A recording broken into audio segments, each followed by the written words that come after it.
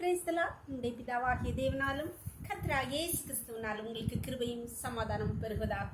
நாளையும் கூட நமக்கு ஜீவனை தந்ததும் அல்லாமல் தயை பாராட்டினார் அல்லவா? அவரை துதிக்கலாமா?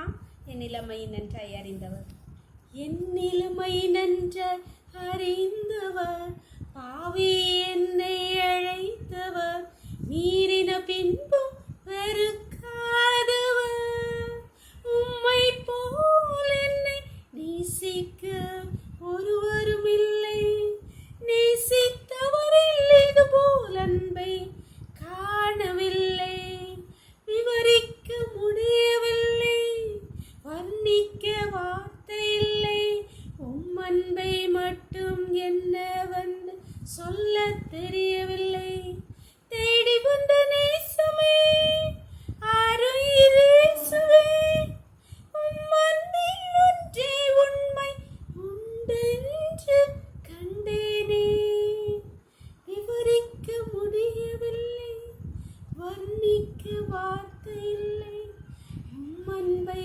மட்டும் என்னவென்று சொல்ல தெரியவில்லை. வேறு பகுதி வாசிக்கலாமா? ஏசாயா 52வது அதிகாரம் வசனங்கள் 8-9. ஜாமக்காரருடைய சத்தம் கேட்கப்படும், அவர்கள் சத்தமிட்டு ஏகமாய் கம்பீரிப்பார்கள். ஏனென்றால் கர்த்தர் சீயோனை திரும்பி வர பண்ணும்போது அதை கண்ணார காண்பார்கள். எருசலேமின் பாழான ஸ்தலங்களே, முழங்கி ஏகமாய் கம்பீரித்து பாடுங்கள். கர்த்தர் தம்முடைய ஜனங்களுக்கு ஆறுதல் செய்து எருசலேமை மீட்டு கொண்டார். இங்கே கர்த்தராகிய ஆண்டவர் ஏசாயா தீர்க்கதரிசியை கொண்டு சொல்கிறார், உன் சத்தம் கேட்கப்படும், உன் சத்தம் கேட்கப்படும். அதனால நீ ஆரவாரமாய் கம்பீரித்து பாடு. எல்லாரும் அதை பார்ப்பாங்க. ஏன்னா எருசலேமின் பாழாய் கிடக்கிற நீங்கள் ஏகமாய் கம்பீரித்து பாடுங்கள் என்று சொல்கிறார்.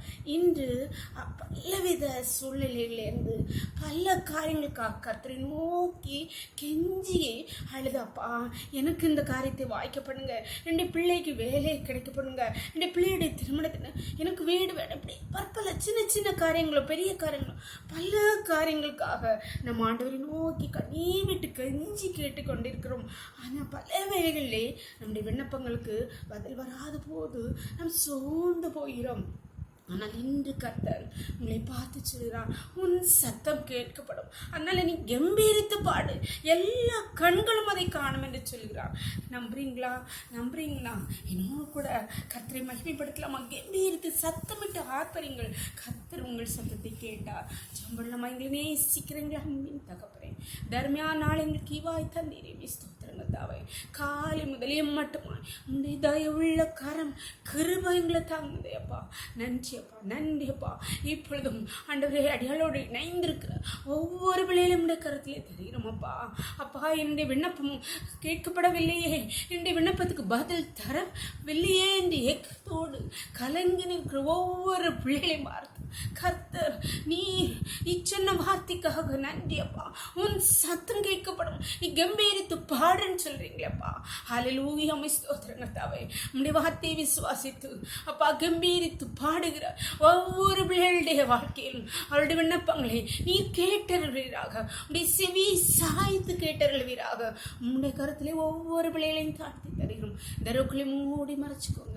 சகல துதியும் கனமும் வல்லமையும் பலனும் ஞானம் எங்கள் தேவாதி தேவன் ஒருவருக்கே செலுத்துகிறோம். இயேசுவின் மூல ஜெபங்கள் நல்ல தந்தே, ஆமென். God bless you. கர்த்தர் உங்களை ஆசீர்வதிப்பாராக. ஆமென்.